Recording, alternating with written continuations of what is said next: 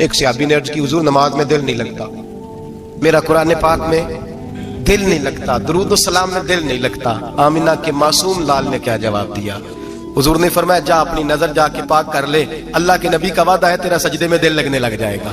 جا اپنی آنکھ کو طہارت دے، وضو کرا، نظروں کو پاک کر، اللہ کے رسول کا وعدہ ہے تیرا قرآن پاک میں دل لگے گا۔ جا جا کے اپنی نظر کو پاک کر، وعدہ ہے تیری زبان پہ درود و سلام جاری ہو جائے گا، اللہ کا ذکر جاری ہو جائے گا۔ اور نماز کے جہاں اور بہت سارے فوائد ہیں وہاں یہ بھی ارشاد فرمایا کہ ان الصلاۃ تنہا عن الفحشاء والمنکر، فرمایا بے شک نماز منع کرتی ہے بے حیائی سے اور برے کاموں سے۔ نبی رحمت علیہ السلام کی خدمت میں عرض کیا گیا تھا کہ یا رسول اللہ صلی اللہ علیہ وسلم، ایک شخص رات کو نماز پڑھتا ہے پر سویرے چوری بھی کرتا ہے۔ ہم تو بڑی جلدی کہہ دیتے ہیں نا کہ کیا فائدہ اسے اس کی نماز کا، کیا فائدہ اسے اس کی عبادت کا۔ حضور صلی اللہ علیہ وسلم کی جب بارگاہ میں یہ سوال پوچھا گیا کہ حضور رات کو عبادت بھی ٹھیک کرتا ہے اور سویرے چوری بھی کرتا ہے تو حکم کیا ہے؟ تو حضور علیہ السلام نے فرمایا اگر وہ پابندی سے نماز پڑھتا رہا نا تو اس کی نماز اس سے چوری چھڑوا دے گی، اس لیے کہ نماز بے حیائی اور برے کاموں سے روک دیتی ہے۔ اگر کوئی کمزوریاں ہیں انسانی تقاضوں کے تحت تو نماز کی پابندی کرے۔ اگر آپ نماز کے پابند ہو گئے نا، کچھ وقت لگے گا تو پھر وہ بھی ساری کمزوریاں اللہ دور فرما دے گا۔ شرط یہ ہے کہ اس کو پابندی کے ساتھ پڑھتے رہیں۔ کچھ دوست کہتے ہیں نماز میں دل نہیں لگتا، تو میں نے کہا نہ بھی لگے تو پھر بھی پڑھیں۔ تو میرا سوال یہ ہے کہ ایک آدمی بالکل فارغ ہے، سوائے نماز کے، عبادت کے، سونے کھانے کے اسے کوئی کام نہیں، اور ایک شخص بیچارہ مزدور ہے، وہ ریڑھی لگاتا ہے، مثال دینے لگا ہوں، وہ ریڑھی لگاتا ہے، اس کے پاس دکان بھی نہیں ہے کہ وہ شٹر نیچے کرے یا تالا لگا کے چلا جائے۔ اب وہ نہ کسی کو کہہ کے آیا کہ یار ذرا 10 منٹ ٹھہرنا میں نماز پڑھ کے آیا، تو وہ چلا گیا۔ وہ بڑا بے چین ہے کہ میری پیچھے ریڑھی بھی ہے، وہ بندہ جلد باز نہ ہو جائے، وہ نکل نہ جائے، وہ تھوڑا سا میرا راس ہے، 2-4 ہزار کا مال ہے، غریب آدمی۔ نماز بھی اس نے پڑھی، توجہ اس کی پیچھے لگی رہی۔ ایک بالکل فارغ تھا، کوئی مجبوری نہیں تھی، اس نے بھی نماز پڑھی۔ آپ یہ بتائیے کہ زیادہ ہمت کس نے کی؟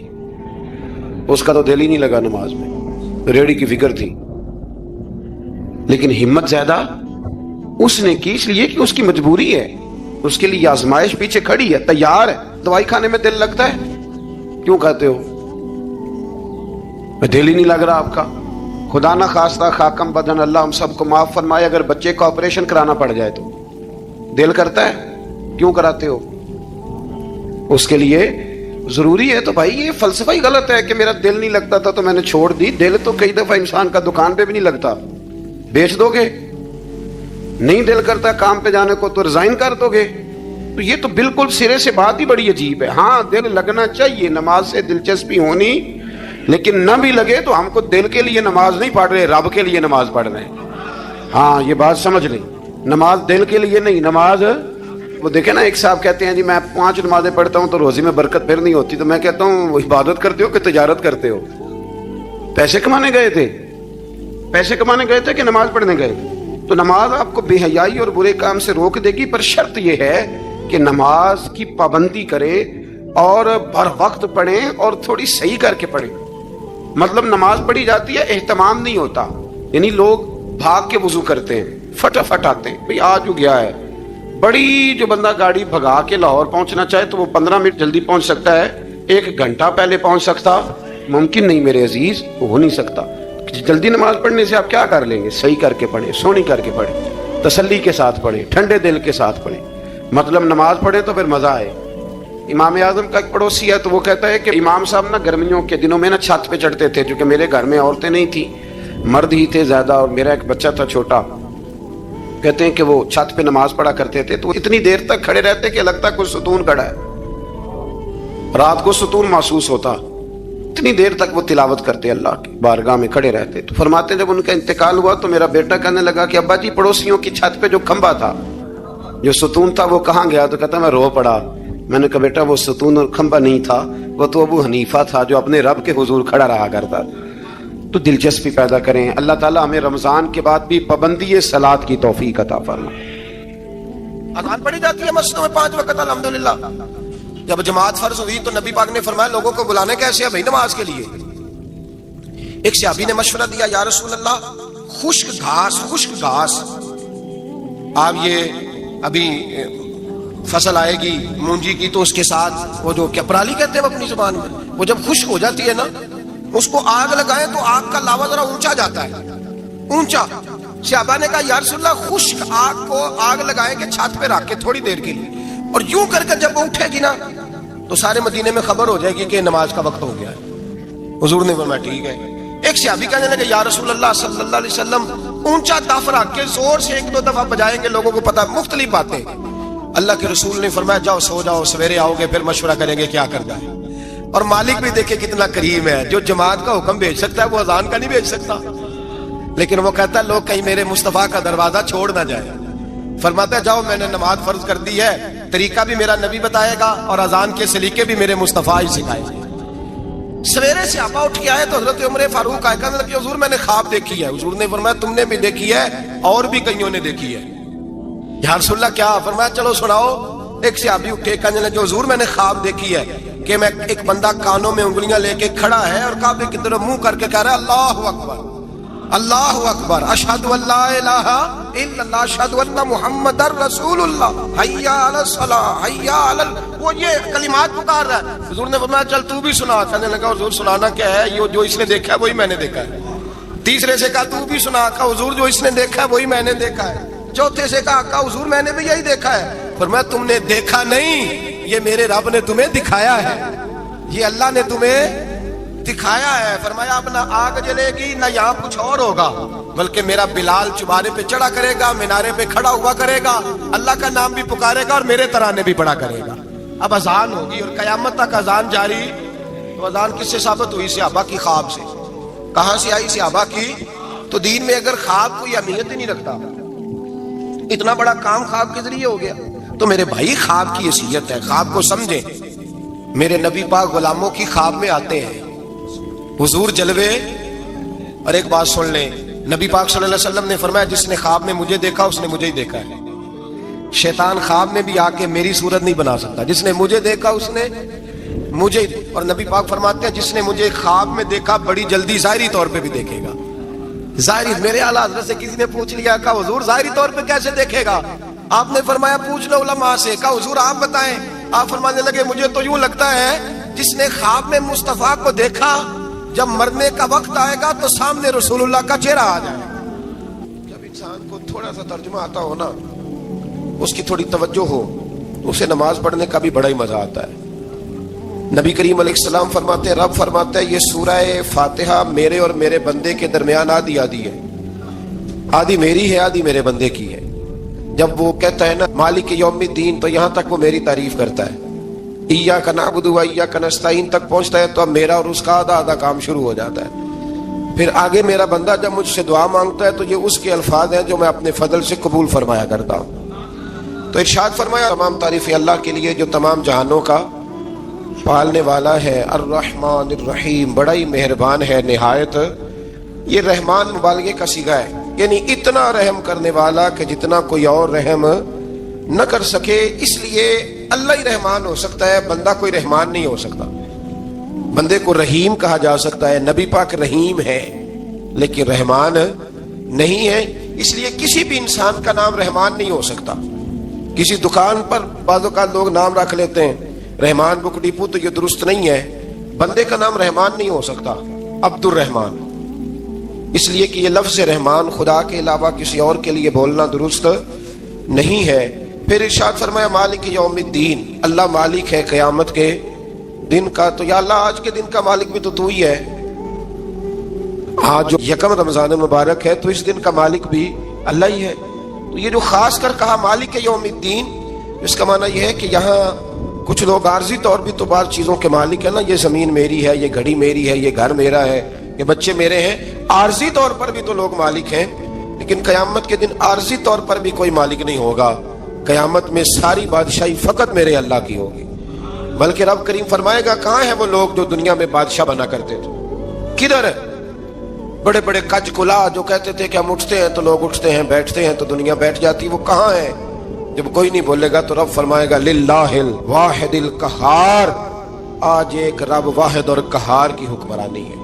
پھر ارشاد فرمایا ایاک نعبد و ایاک نستعین، بے شک ہم تیری ہی عبادت کرتے ہیں اور تجھی سے مدد چاہتے ہیں۔ عبادت بھی اللہ کی ہے اور مدد بھی، یہ جو بندوں کے ذریعے بعض اوقات مدد ہوتی ہے تو یہ مدد بھی اللہ کی ہے، یہ مدد بھی اللہ کی ہے۔ یہ کسی بندے نے مائک بنایا ہے جس کی مدد سے آپ تک آواز جا رہی ہے، تو اس کو عقل کس نے دی تھی بنانے کی؟ تو پھر مدد کس کی ہوئی؟ اللہ کی۔ تو دنیا میں کوئی بھی جو مدد کرتا ہے وہ اللہ کے ولی کریں، نبی کرے، پیغمبر کریں، تو وہ مدد کس کی ہے؟ اللہ کی، اس لیے کہ وہ ذاتی طور پر کچھ بھی نہیں کر سکتے، اگر اللہ انہیں توفیق نہ دے وہ کسی کی مدد نہیں کر سکتے۔ تو ایاک نعبد و ایاک نستعین، ہم تیری ہی عبادت کرتے ہیں، تجھ سے مدد چاہتے ہیں۔ اہدنا الصراط المستقیم، اے اللہ ہمیں سیدھا راستہ دکھا۔ کون سا راستہ سیدھا ہے؟ کون سا راستہ سیدھا ہے؟ تو اللہ نے خود ہی فرمایا ایسے ہی نہ بھٹک جانا، راستہ سیدھا وہ ہے صراط الذین انعمت علیہم، ان لوگوں کا راستہ سیدھا ہے جن پر اللہ نے انعام فرمایا ہے۔ اور وہ کون ہے؟ قرآن مجید نے خود فرمایا انعم اللہ علیہم من النبیین والصدیقین والشہداء والصالحین، وہ نبی ہیں، صدیق ہیں، شہید ہیں اور نیک لوگ ہیں۔ فرمایا اپنی مرضی کے راستے پہ چلو گے تو بھٹک جاؤ گے، رب کی بارگاہ میں سوال کرنا کہ وہ تمہیں نبیوں کے، صدیقوں کے، شہیدوں کے اور نیک لوگوں کے راستے پہ چلائے۔ غیر المغضوب علیہم ولا الضالین، نہ ان لوگوں کے راستے پہ چلا جن پر تیرا غضب ہوا، اور نہ ان کے راستے پہ چلا جن پر تو ناراض ہوا، جنہیں تو نے گمراہ کیا۔ ان لوگوں کے راستے پہ نہ چلا بلکہ ان لوگوں کے راستے پہ چلا جن پر تیرا انعام ہوا۔ یہ جو لوگ ہیں نا مغضوب علیہم ولا الضالین، ایک گروہ یہودیوں کا ہے اور ایک عیسائیوں کا ہے۔ کہا جا رہا ہے یا اللہ نہ یہودیوں کے راستے پہ چلا اور نہ عیسائیوں کے راستے پہ چلا، ہمیں تو ابوبکر صدیق کے راستے پہ چلا، ہمیں تو عمر فاروق کے راستے پہ چلا، عثمان غنی، مولا علی اور جناب ابو ہریرہ کے راستے پہ چلا۔ اب یہ سورہ فاتحہ کا تو میں نے مکمل ترجمہ عرض کیا۔ سورہ بقرہ یہ قرآن مجید کی سب سے بڑی سورہ ہے۔ ایک حدیث اس کی فضیلت پہ سن لیں۔ نبی کریم علیہ السلام نے فرمایا جس گھر میں سورۃ بقرہ پڑھی جائے نا، فرمایا جن کیا وہاں سے تو شیطان بھی بھاگ جاتا ہے۔ سورہ بقرہ گھروں میں پڑھیں، یہ سب سے بڑا تعویذ ہے۔ اگر گھر میں جنات ہوں، کوئی آسیب ہوں، اور یہ وہ والا تعویذ ہے جو مدینے والے رسول نے عطا فرمایا ہے۔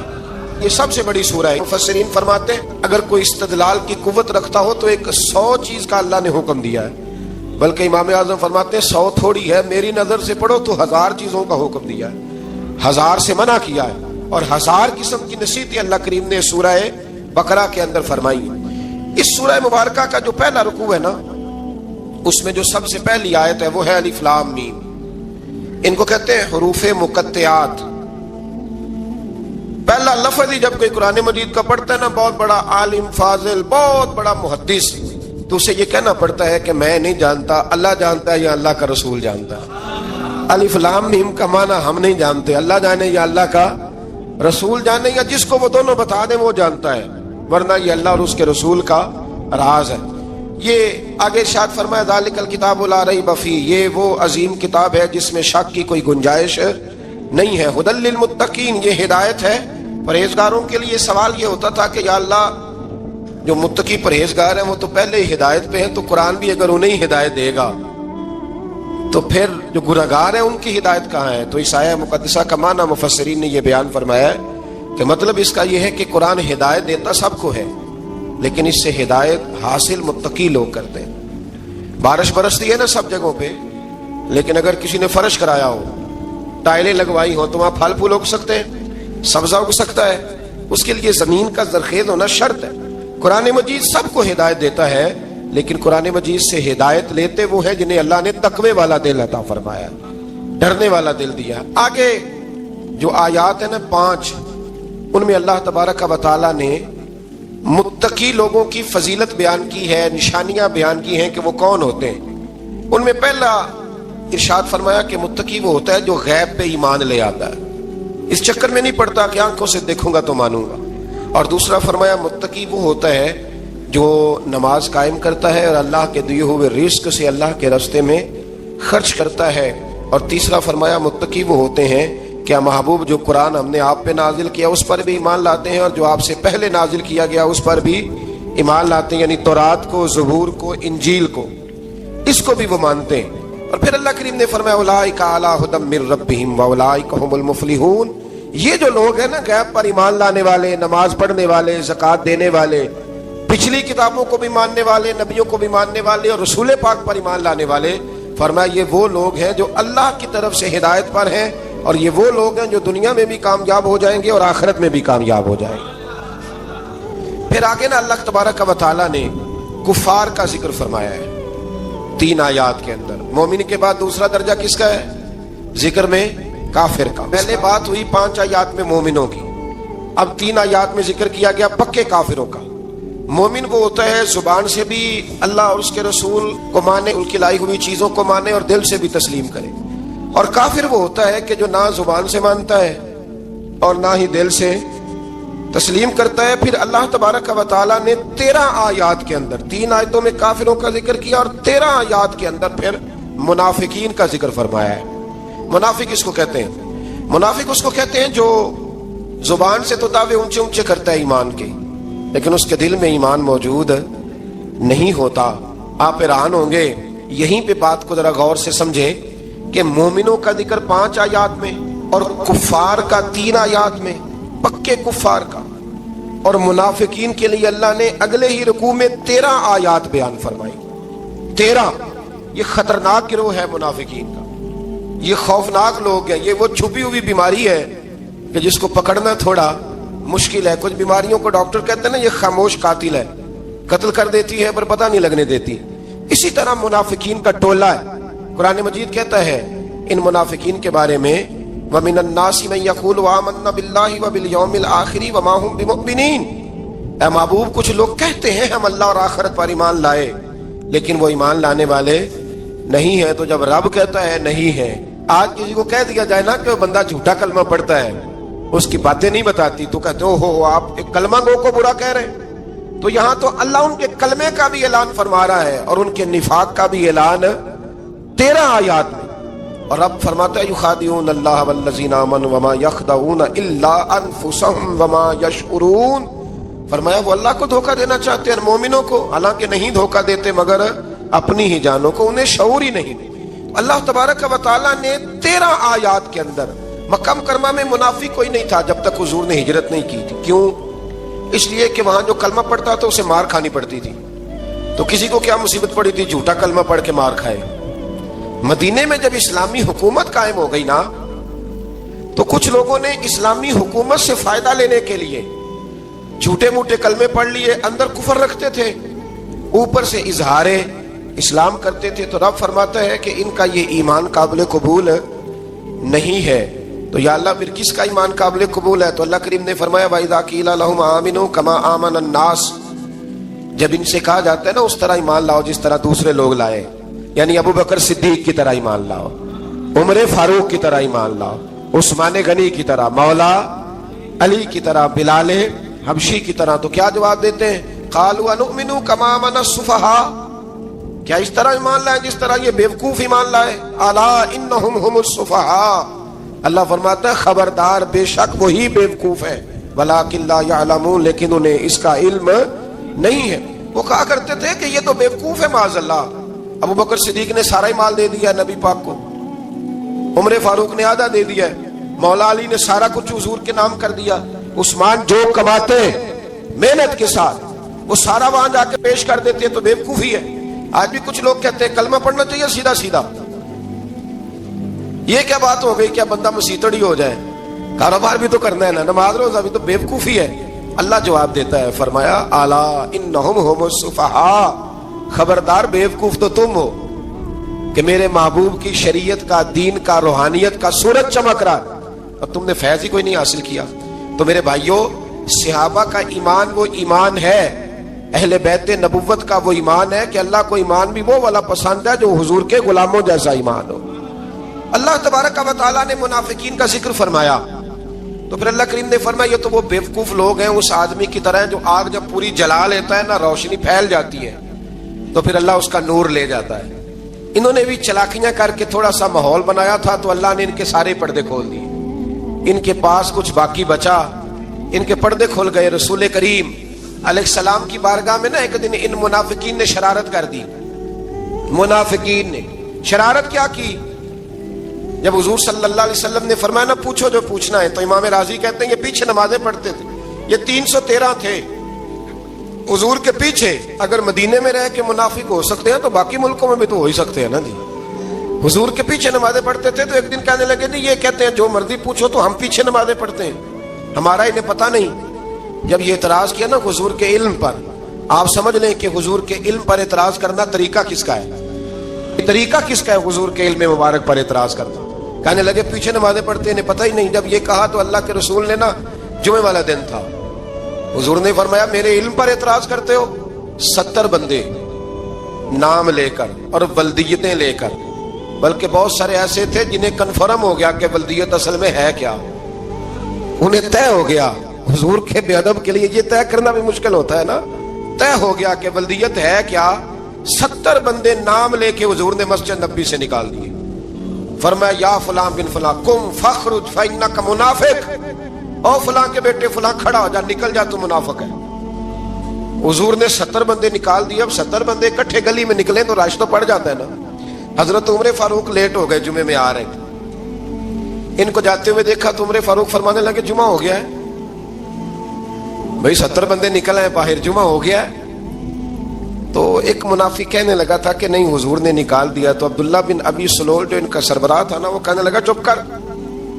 حضرت عمر سے کہنے لگا ہاں جی ہو گیا ہے. وہ بھی کہنے لگا تھا نہیں ہوا، ہمیں نکال دیا گیا. تو یہ سردار بولا کہنے لگا ہو گیا ہو گیا.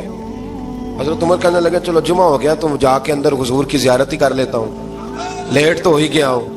حضرت عمر اندر چلے گئے تو پیچھے سے وہ منافقین اپنے سردار سے کہنے لگے کہ 2 منٹ میں عمر کو پتہ چل جائے گا کہ تم نے جھوٹ بولا ہے. عمر کو جا کے پتہ چل جائے. کہنے لگا بڑے پاگل ہو، میں نے تمہاری جان بچائی ہے، نبی پاک نے تو مسجد سے نکالا ہے نا. تو عمر کو پتہ چل جاتا نا ہم منافق ہیں. تو ابو بکر بھی مسجد میں تھے، علی بھی مسجد میں تھے، عثمان بھی مسجد میں تھے، بچانے والا ہی کوئی نہیں تھا. عمر نے تلوار لے کے تو دنیا سے نکال دینا تھا. تو میں نے جان بچائی ہے، آپ جائیں گے نا اندر تو حضور ٹھنڈا کر دیں گے، فرمائیں گے چلو میں نے نکال جو دیا ہے.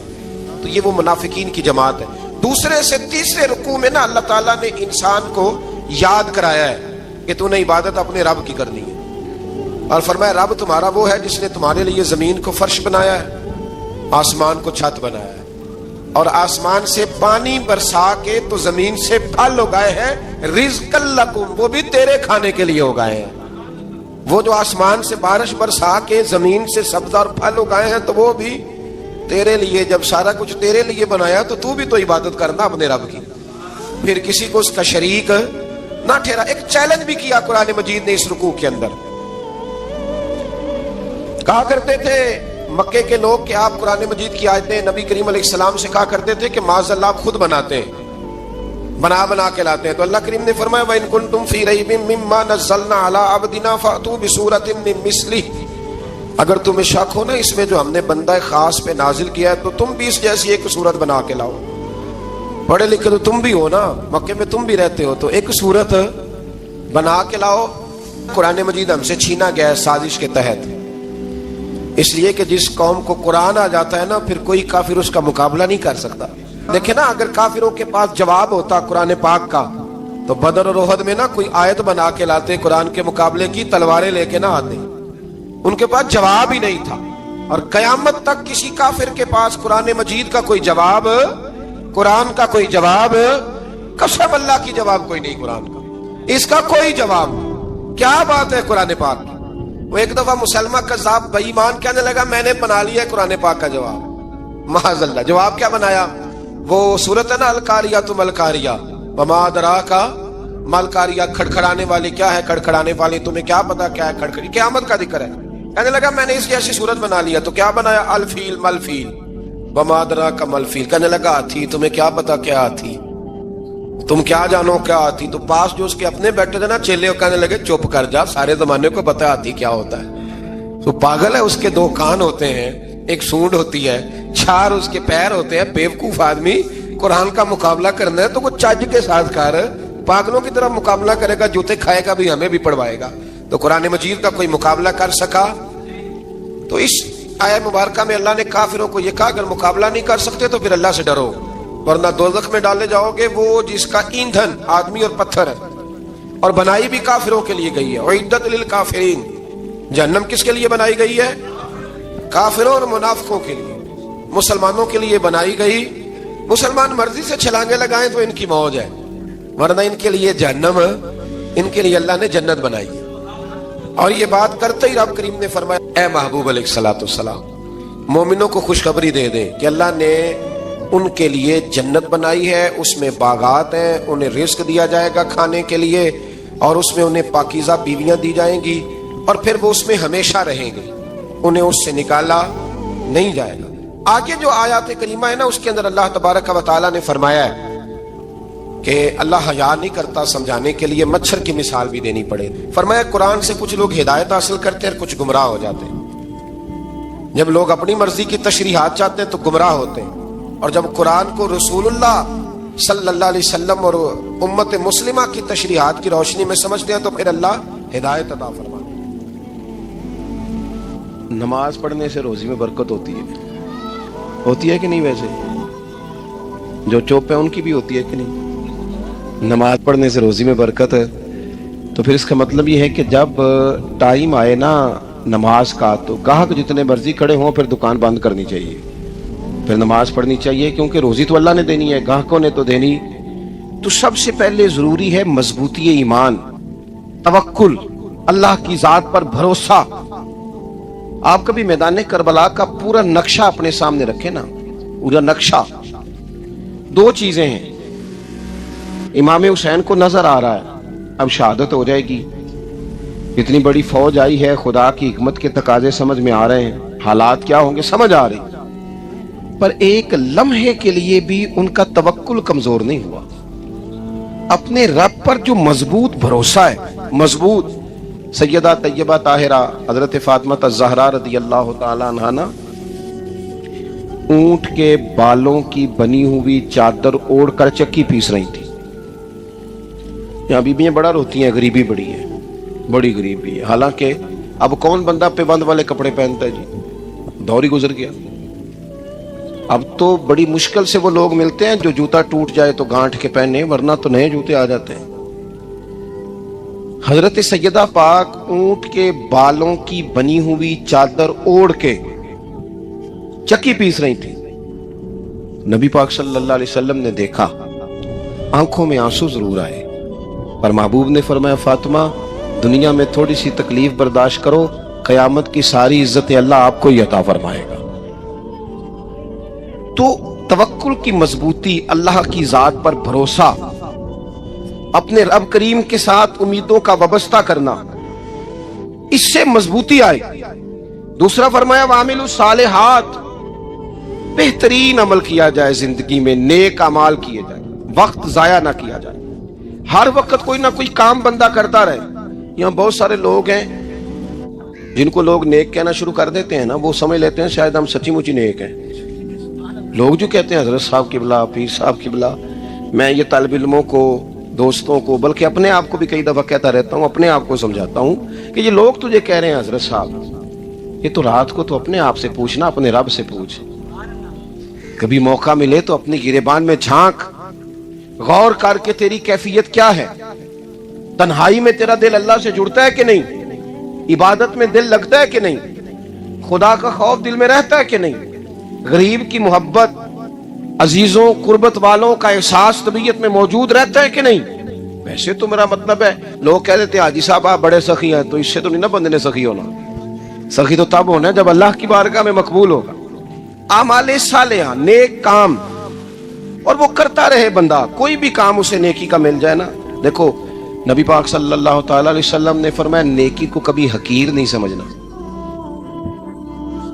कभी हिकारत से नहीं नेकी करनी कि ये बड़ी छोटी है तो मैं इसको करूं। अब फरमाया कभी हकीर ना समझना, नेकी का काम जो भी मिले कर देना। फरमाया अगर भाई से मुस्कुरा के मिलोगे भी ना, तो इस पर भी अल्लाह तुम्हें सदके का सवाब अता करेगा। हम तो उस दिन से के मानने वाले हैं जो कहते हैं तू गली से रोड़ा उठा दे, कांटा उठा दे, किसी की तकलीफ दूर कर दे, किसी पर गुंजाइश कर दे, किसी के लिए आसानी कर दे, जो भी खैर का काम मुयस्सर आए पूरे दिन में उसे छोड़े नहीं। सुबह घर से निकले, वो एक सहाबी थे, गालिबन ताबी थे, تو بازار جاتے اپنے غلام کے ساتھ تو سارا بازار گھوم کے واپس آ گئے. خادم نے کہا جناب کو نہ کوئی خریدا نہ کچھ بیچا. تو آپ سارا بازار گھوم کے آ گئے. فرمانے لگے تیرا کیا خیال ہے؟ میں نے کچھ بھی نہیں کیا. کہا جناب پھر کیا کیا ہے؟ فرمانے لگے تم نے دیکھا جو بندہ بھی گزرا ہے میں نے اس کو کہا السلام علیکم. تو کتنی کو نیکیاں میں جمع کر کے آ گیا ہوں. کوئی خیر جو میسر آئے. ہم سمجھتے ہیں کہ شاید کوئی کروڑ کو روپیہ ہوگا تو پوری مسجد بناؤں گا تو پھر میں نے نیکی کر دی ہے. شاید جناب میں، حالانکہ یہ چھوٹے چھوٹے کام ہیں نا، چھوٹے چھوٹے کام، ان کی تو زیادہ ضرورت ہوتی ہے، ان کی تو زیادہ حاجت ہوتی ہے. کوئی آپ رستے میں گزر رہے ہیں تو نیچے کوئی کھڈا بنا ہوا ہے تو اس پر ہم کیا کرتے ہیں؟ گاڑی میں بیٹھ کے تبصرہ کرتے ہیں اے روڈ کھورے کدو بننا ہے. بھئی یہ کھڈا ہے نا تو آپ نیچے اترے نا، تو آپ دھابڑا لیں نا، کئی پکڑے نا، یہ تو 5 منٹ کا کام ہے. یہاں آسانی کر دیں نا، آپ اس میں گنجائش کر دیں. حضور سید عالم علیہ السلام نے فرمایا، امام راضی نے حدیث لکھی ہے، قیامت کے دن ایک بندے کو اللہ معاف کرے گا تو مالک وہ بندہ عرض کرے گا یا اللہ میں تو بڑا گناہگار ہوں، کس وجہ سے معافی ہوئی؟ فرمایا رات کے وقت تو گزر رہا تھا، تیرے پیر سے روڑا ٹکرایا تھا، تو نے اٹھایا ادھر ادھر دیکھ کے کہ کوئی اللہ کی کسی بندے کو تکلیف نہ ہو جائے. کہ مالک کو وہ تو میں نے زمانہ بیت گیا، کوئی اتنی بڑی بات بھی نہیں سمجھی. تو رب کریم نے فرمایا تو رات کے اندھیروں میں بھی میرے بندوں کا خیال رکھتا تھا تو میں تیرا خیال نہ کروں؟ کوئی عمل ہمارے ہاں لوگ کوئی کام نہیں کرتے، بالکل نہیں، کوئی کام نہیں، نہ بڑے نہ چھوٹے نہ سمجھدار نہ ان پڑھ، کچھ بھی نہیں. نشستن گفتن برخاستن، بیٹھو راج کے گپے مارو، تبصرے کرو فلانا کچھ نہیں کر رہا، فلانا کچھ نہیں کر رہا، اس کے بعد اٹھ کے چلے جاؤ. کچھ کریں، وعملوا الصالحات، نیکیاں جمع کریں زندگی میں، خزانہ بنائیں، خزانہ. اپنی ڈیوٹیاں اپنی ذمہ داریاں پوری کریں، ہر وقت کام، ہر وقت ذمہ داری، ہر وقت ڈیوٹی. دیکھیں نا امام حسن اور حسین، ان کی آپ کبھی زندگی کا مطالعہ کریں. فرض نماز کے علاوہ 100 رکعت نماز نفل روز پڑھنی ہے. پتہ کرنا ہے غریب کہاں کہاں ہیں، ان کا خیال رکھنا ہے، اور نیرے پیسے نہیں دینے. ہمارے لوگ غریبوں کو پیسے ضرور دیتے ہیں، عزت نہیں دیتے. ان کو 4 پیسے کی مدد ضرور کر دیتے ہیں پر عزت نفس کا خیال نہیں رکھتے. امام زین العابدین رضی اللہ تعالیٰ عنہ فرماتے ہیں گزر رہے تھے، آپ دیکھیں نا امام غزالی حدیث لائے ہیں کہ بندہ اور کچھ نہ کرے، کسی مومن کا دل راضی کر دے تو اللہ 60 سال کی نفلی عبادت کا ثواب عطا کرتا ہے. دل بدستاور کے حج اکبر است، از ہزارہ کعبہ یک دل بہتر است. کسی کا دل خوش کر دینا، اس کو راحت دے دینا، اس کو قرار دے دینا، اس کے لیے کوئی ایسا سامان کر دینا کہ بندہ مطمئن ہو جائے، سکون ہو جائے. یہ ہمارے ہاں جو لوگ ہوتے ہیں نا سرکاری ملازمین، ڈیوٹیوں والے، ان کی طبیعتوں میں تلخی ہوتی ہے. یہ اگر صرف پیار کرنے لگ جائے نا، میں کچھ میڈیکل سے وابستہ لوگ میرے احباب میں سے ہیں تو میں ان سے کہتا ہوں کہ شفا تو اللہ نے دینی ہے، چلو تم دعائی تو آج کے دیا کرو نا، تم آنے والے کی بات تو توجہ سے سنو. وہ بیچارہ اپنی بات، ہمارے ایک بزرگ تھے تو تعویذ لکھا کرتے تھے، بڑے عالم تھے. مجھے کچھ تھوڑی سی نا میرے دل میں ان کے بارے میں خفگی رہتی تھی کہ آپ اتنے بڑے عالم ہیں، آپ کتاب لکھیں، آپ تعویذ لکھ رہے ہیں، اور پھر لوگوں نے کمائی کرنی ہوتی ہے، آپ تو مفت دیتے ہیں سارا کچھ. اتنی لمبی ڈیوٹی، سارا دن بیٹھے رہتے ہیں آپ اور لکھتے تعویذ ہیں، پڑھائیں آپ.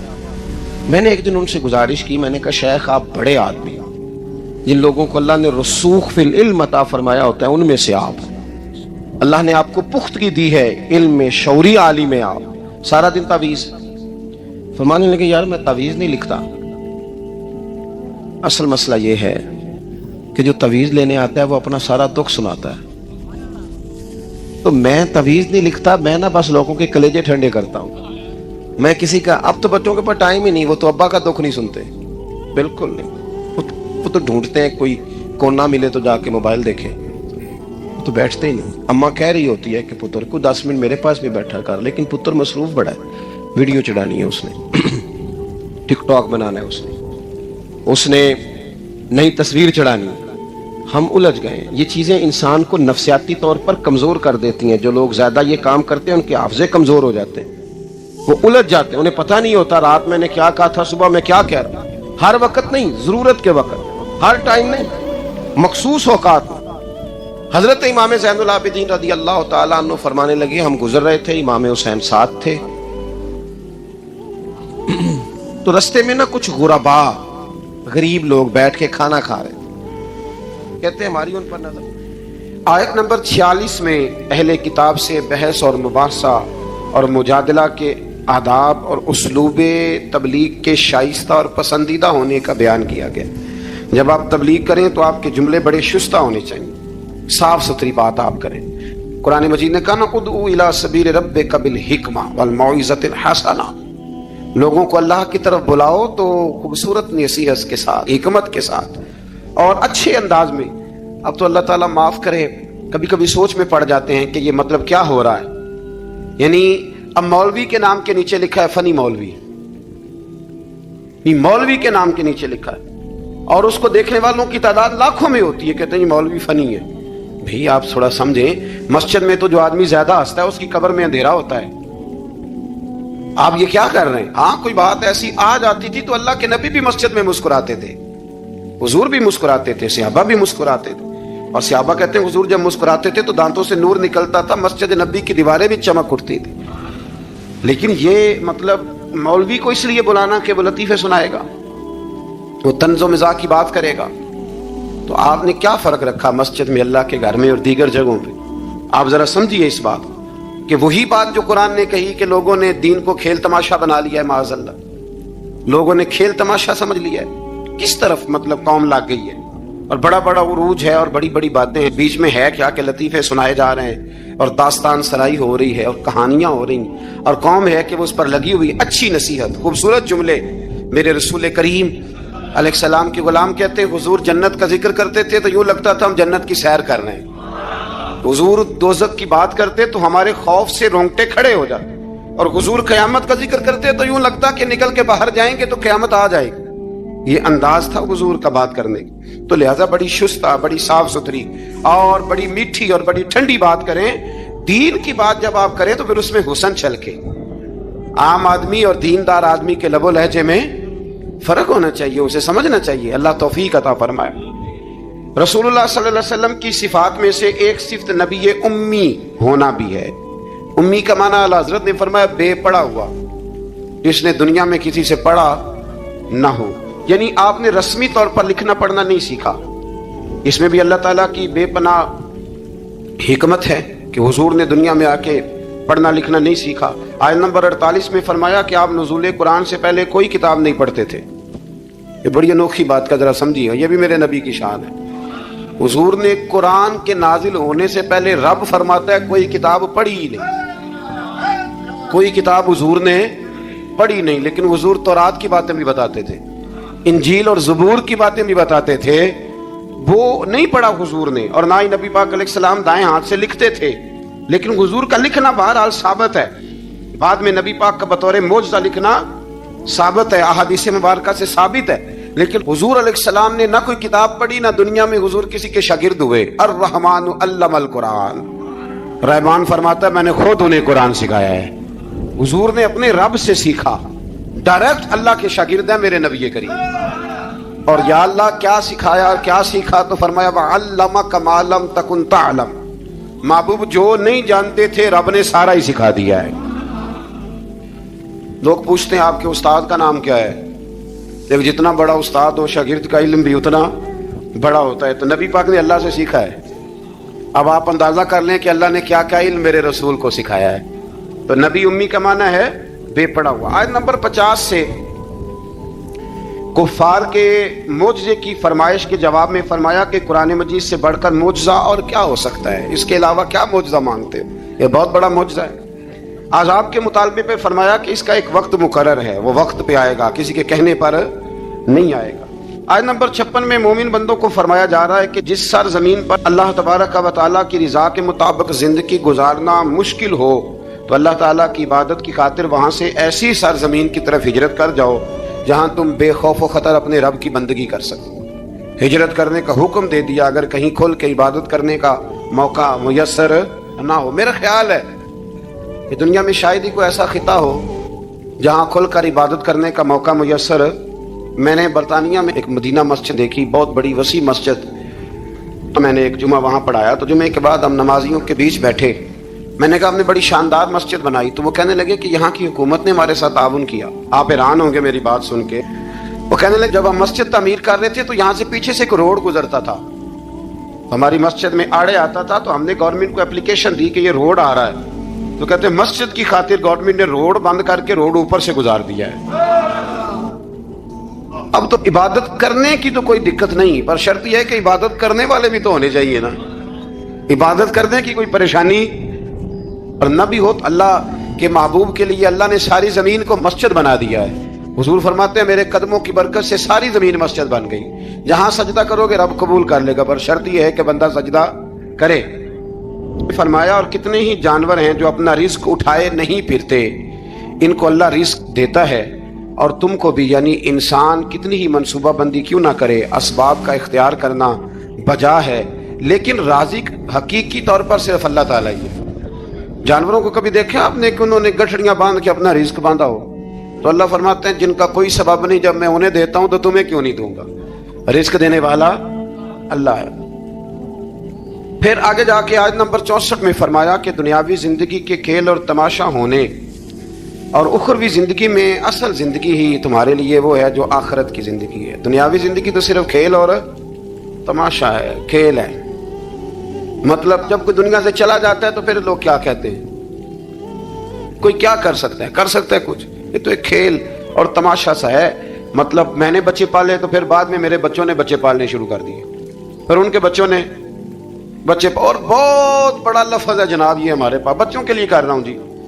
اور ابا جی کی عمر 85 سال ہو جاتی ہے تو بچے کہتے ہیں ابا ایک دکان ہی دے دے. کہتے تو ہنوں نہیں دینی, وہ جو تہاڈے لیے کمایا ساری عمر. تو میں کہتا ہوں یہ جو بچوں کا بہانہ ہے نا, یہ بہانہ ہے.